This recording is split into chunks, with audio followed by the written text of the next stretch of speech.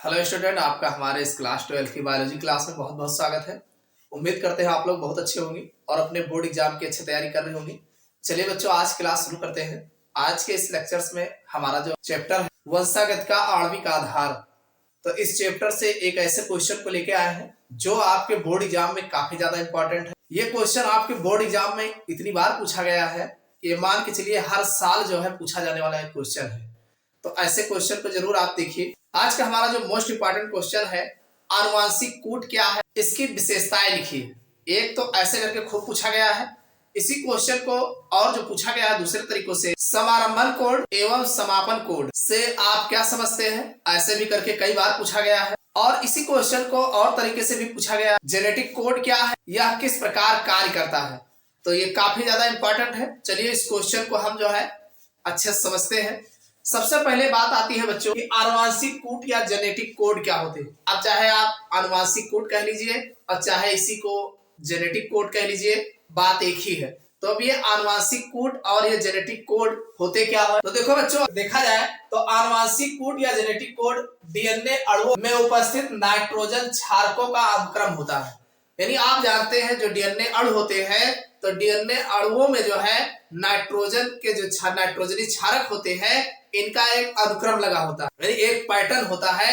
यानी जो डीएनए में क्षारक के अनुक्रम हो क्षारक होते हैं, नाइट्रोजनी क्षारक। आप जानते हैं नाइट्रोजनी क्षारक दो प्रकार के होते हैं, एक पिरामिडीन और एक प्यूरिन। प्यूरिन और पिरामिडीन दो प्रकार के नाइट्रोजनी क्षारक डीएनए अणुओं में पाए जाते हैं। तो अब डीएनए अणुओं में ये जो नाइट्रोजनी क्षारकों का एक अनुक्रम होता है, जिसमें प्रोटीन अणुओं के संश्लेषण के लिए संदेश निहित रहते हैं। और ये जो क्षारकों का अनुक्रम होता है, इसी अनुक्रम में जो है ये क्या होता है कि प्रोटीन अणुओं के लिए, यानी जो अनुक्रम होता है ये प्रोटीन अणुओं के लिए संश्लेषण के लिए संदेश निहित होता है।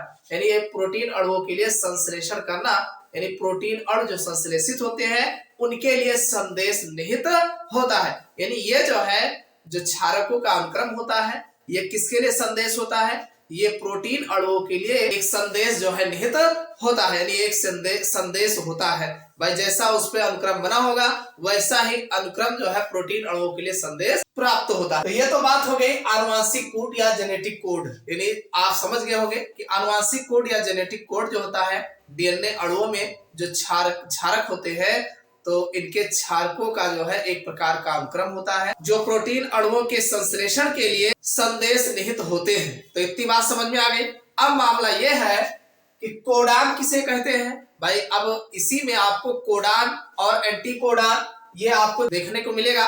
तो अब मामला यह है कोडान किसे कहते हैं। जैसे आपने कहा कि कोड निहित होते हैं, तो अब ये कोड को कोडान जो का बोला गया, ये होता क्या है, तो भाई न्यूक्लियोटाइड्स के उस समूह को, आप जानते हैं न्यूक्लियोटाइड्स, न्यूक्लिक अम्ल जो होते हैं वो विभिन्न न्यूक्लियोटाइड्स से मिलकर बने होते हैं।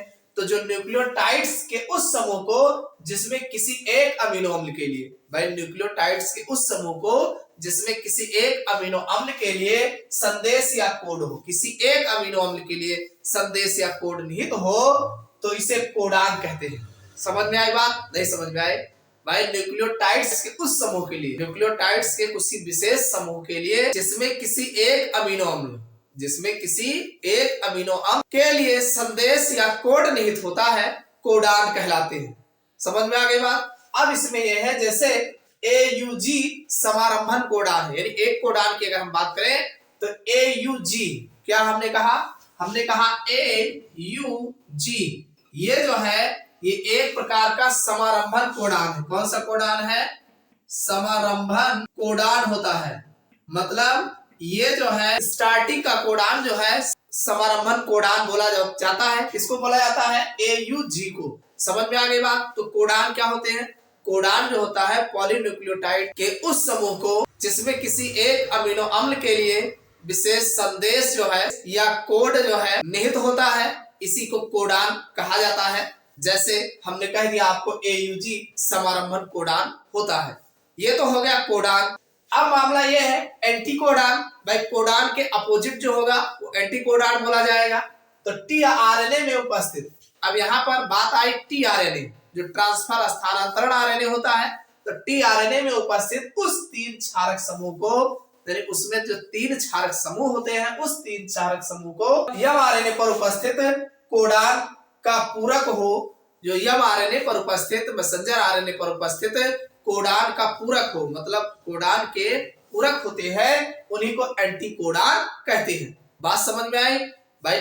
जो स्थानांतरण आरएनए होता है उसमें उपस्थित 3 क्षारक समूह, ऐसे 3 क्षारक समूह जिसके लिए एमआरएनए पर उपस्थित कोडान का पूरक हो, यानी कोडान के पूरक जो होते हैं उसी को एंटी कोडान कहते हैं। बात समझ में आई भाई? टीआरएनए कौन है? स्थानांतरण आरएनए, यानी उसके जो 3 क्षारक समूह होते हैं। मान लो टीआरएनए पर 3 क्षारक समूह उपस्थित होते हैं, एम आरएनए पर उपस्थित, यानी टीआरएनए पर 3 क्षारक है, उसके अपोजिट में मान लीजिए एम आरएनए पर उपस्थित कोडान का जो पूरक होता है, यानी जो कोडान के पूरक होते हैं उन्हीं को एंटी कोडान कहा जाता है। तो ये बात हो गई एंटी कोडान, यानी कोडान के जो पूरक होंगे उन्हें हम एंटी कोडान कहते हैं।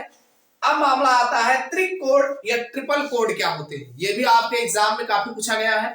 तो त्रिकोड या ट्रिपल कोड की अगर हम बात करें तो गैमो, एक साइंटिस्ट थे गैमो, ने 3 अक्षरों वाली कोड की संभावना प्रकट की, यानी गैमो जो थे इन्होंने 3 अक्षरों वाली जो है कोड की संभावना जो है व्यक्त किया, यानी 3 अक्षरों वाली कोड की संभावना जो है गैमो ने व्यक्त किया, यानी उन्होंने अपने हिसाब से सोचा। डीएनए और आरएनए में कुल 4 न्यूक्लियोटाइड्स होते हैं, यानी डीएनए और आरएनए जो होता है इसमें 4 प्रकार के न्यूक्लियोटाइड्स आपको देखने को मिलते हैं और लगभग 20 अमीनो अम्ल के विन्यास का कोड इनके विन्यास पर आधारित होता है। आप जानते हैं जो अमीनो अम्ल होते हैं ये इनमें लगभग 20 अमीनो अम्ल के विन्यास का कोड जो होता है इनके विन्यास पर आधारित होता है, यानी डीएनए आरएनए के विन्यास पर लगभग 20 अमीनो अम्ल का कोड जो है इनके विन्यास पर आधारित होता है। अब इन्होंने कहा कि अगर हम मान लें, क्या मान लें भाई?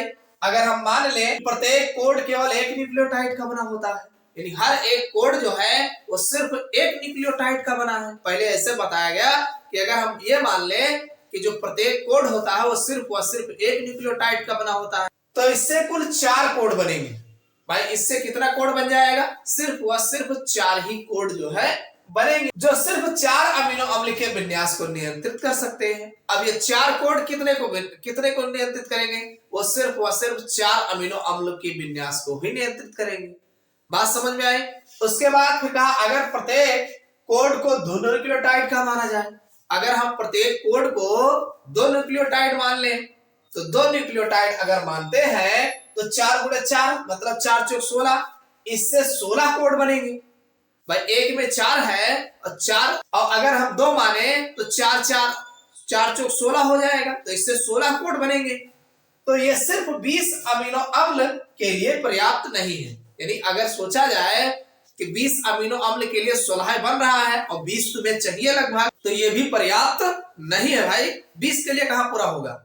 और 16 तैयार कर रहे हो कोड और 20 के लिए जरूरी है तो नहीं हो पाएगा। तो इन्होंने कहा कि ये जो है पर्याप्त नहीं है, अतः न्यूक्लियोटाइड्स के बने कोड। अब इन्होंने और आगे सोचा कि अगर न्यूक्लियोटाइड्स के बने जो कोड होते हैं अगर इनको 4 4 4 यानी 64 कोड, यानी 4 चौक 16, 16 चौक 64, भाई एक में 4 है और 4 अगर 2 होगा तो 4 चौक 16 होगा, फिर अगर तीसरा वाला होगा तो ये आपके 64 कोड शब्द बनते हैं, यानी 64 कोड शब्द बनेगा। और हमें जरूरत कितने की है? लगभग 20 की आवश्यकता होती है। तो ये 20 अमीनो अम्ल के लिए आवश्यकता से अधिक हो जाते हैं, मतलब ये 20 अमीनो अम्ल से आवश्यकता से ज्यादा कोड हो जाते हैं। अतः गैमी के 3 अक्षरीय कोड की संभावना सही है।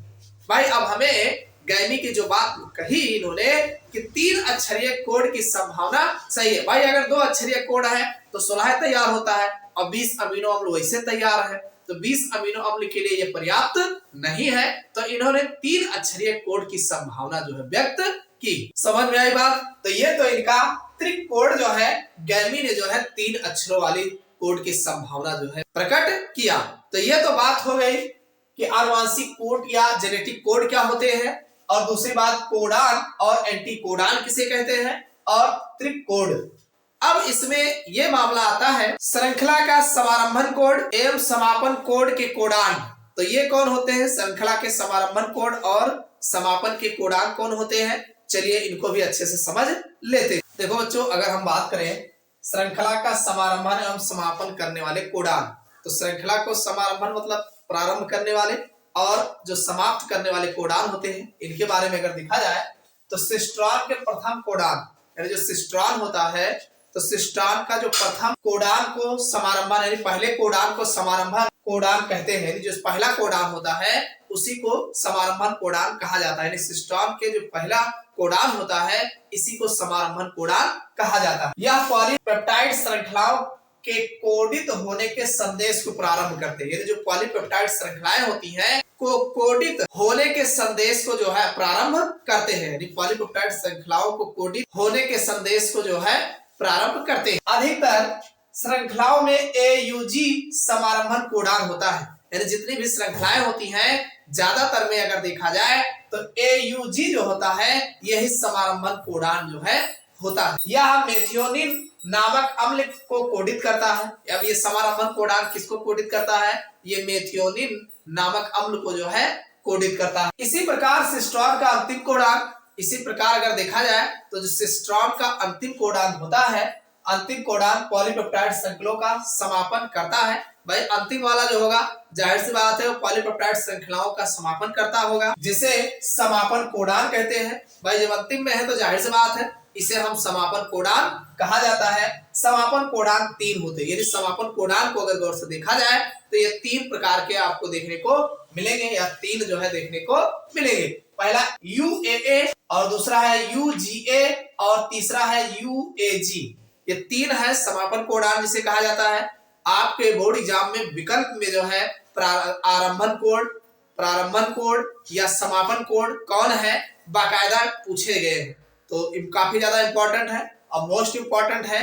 तो वैसे भी लॉन्ग में भी पूछा जा रहा है और शॉर्ट में भी और विकल्प में भी खूब पूछे गए हैं। तो इसको याद कर लीजिएगा। श्रृंखला के समापन कोड जो बनते हैं UAA, UGA तथा UAG, ये श्रृंखला के समापन कोडान होते हैं। अगर हम बात करें आरंभन कोड की तो आरंभन कोड जो समारंभन कोड होता है वो आपका UAG, UAUG ये जो है समारंभ कोड होता है, समारंभन कोडान जिसे कहा जाता है। और समापन कोड की अगर हम बात करें UAA, UGA और तीसरा है UAG। अगर तीनों में कॉमन देखा जाए तो पहले U लगा है, उसके बाद अगर देखोगे तो उसके बाद AA इसमें 2 है, फिर GA है, फिर इसी को पलट दिया गया AG कर दिया गया। ये कौन है? समापन कोड होते हैं, समापन कोडान।